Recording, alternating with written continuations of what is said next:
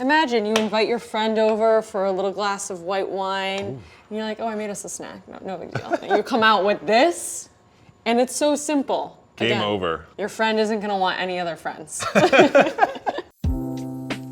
Welcome to our show, Feel Good Food. Where we make snacks, treats, and meals that taste good, but also make you feel good. Today we're making mussels with bone marrow butter and white wine. It's this incredible dish that's so simple. It's literally just toast with bone marrow and then this very fresh parsley salad. I had a pretty life-changing experience with bone marrow when I was in London at a restaurant called St. John, which I took you to. And I experienced that bone marrow. It pretty much rocked my world, to say the least. And now I love bone marrow. It's super rich, so it adds this like wonderful depth to this dish that we're gonna make today. And it's also really nutrient dense. Yeah, bone marrow is great. It's really good for you and it's delicious. Okay, these are our beautiful bones. We have soaked these overnight in a salt water. You wanna soak your bones for anywhere between 6 to 12 hours in salt water. Change the water twice. What this does is it draws out the blood, so it basically purifies the bone marrow, and you just get a much more cleaner taste when you use it in your food.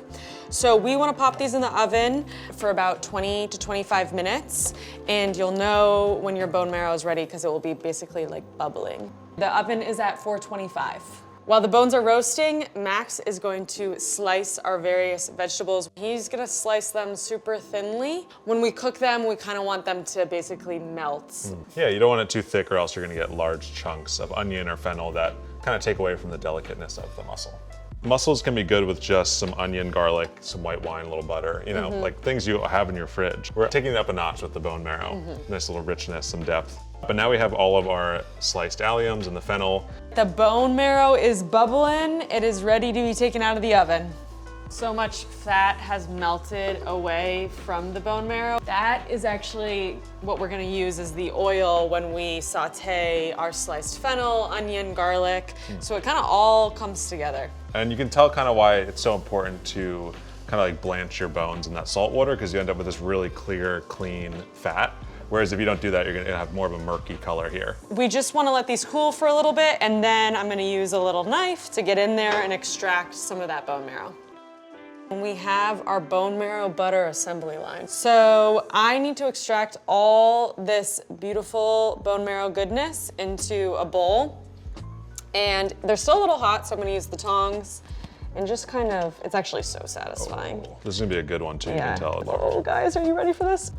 It's kind of gelatinous. I was gonna call it liquid gold, but. That's the liquid gold. This is more of the meat of the bone. Oh, this is another good one, guys. We're getting a lot of bone marrow. I know, these are very good bones. Okay, so extracted all the meat. Look, it doesn't look like much, but with bone marrow, a little goes a long way. Yeah, this is packed with flavor. So now we are going to be making the bone marrow butter element, which is going to require us to blend up our bone marrow and the rest of our ingredients in this food processor. We'll add our butter.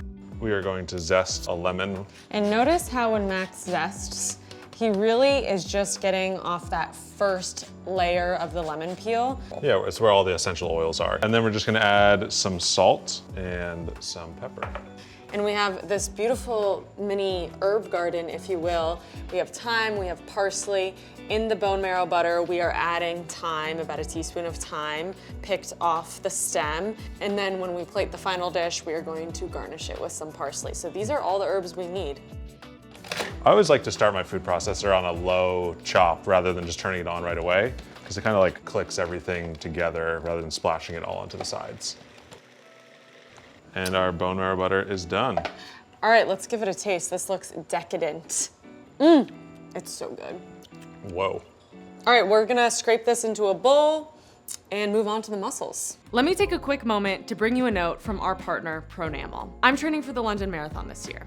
That means trying a lot of new things and discovering new ways to take care of myself. While that often looks like a lot of running and a lot of strength training, there are so many other really important ways I need to take care of my body. Everyone knows how much I love food and how it keeps me fueled, but it can also take a toll on the health of my teeth. With Pronamel Clinical Enamel Strength, I don't have to choose between keeping my body strong or keeping my teeth strong.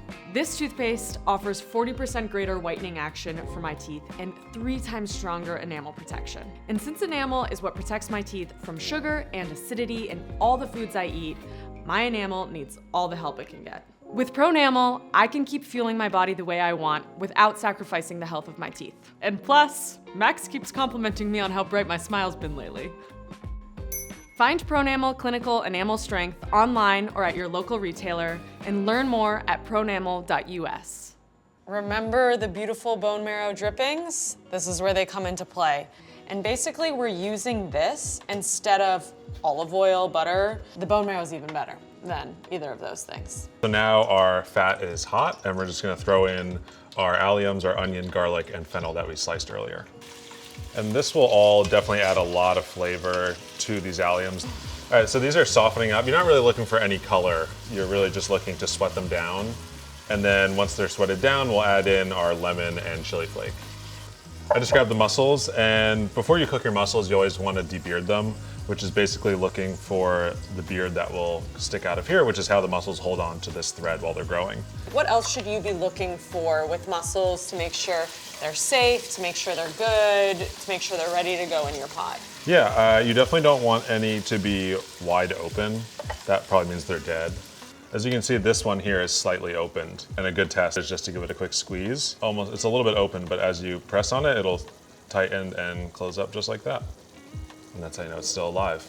Yeah, all of these look great. You definitely want to rinse your mussels, make sure there's no dirt or grit on the outside of them before you cook. You can even give them a little bit of a scrub, but generally mussels are relatively clean because they don't grow in the sand like clams or other things do. If your mussel doesn't close shut when you give it that tap, and if it is dead, don't use it. And then we're just gonna add our wine in, and that'll help kind of like deglaze anything that's gotten stuck to the bottom of the pan and create this like liquid for the mussels to cook in. But we'll definitely cook off the wine before we get the mussels in there. You can always tell when your wine or whatever alcohol you're using is cooked off. It'll smell super boozy at first, but once it's cooked off, it'll smell just really aromatic. And that takes about 2 to 3 minutes. All right, so once we add these mussels in, we're just gonna cover it, and it'll cook for anywhere from like 2 to 5 minutes, depending on how hot and how many mussels you're cooking. As soon as they start opening, I would say let them go for maybe another 30 seconds and they'll be perfectly cooked. What does an overcooked mussel taste like, look like? It's just gonna be like rubbery. You really want it to be delicate. So we're gonna take this beautiful butter now, and you can take a nice portion of it and just drop it right in. And that's just gonna emulsify right into this beautiful broth. Just give it a nice tilt and just kind of mix it around a little bit. This is looking great, but I'm just gonna give it like a jostle. Yeah, jostle, really emulsify everything together a little bit faster here. All right, that is looking perfect. So I'm gonna turn this heat off now, and let's serve it up. We have this perfectly toasted, thick cut sourdough toast.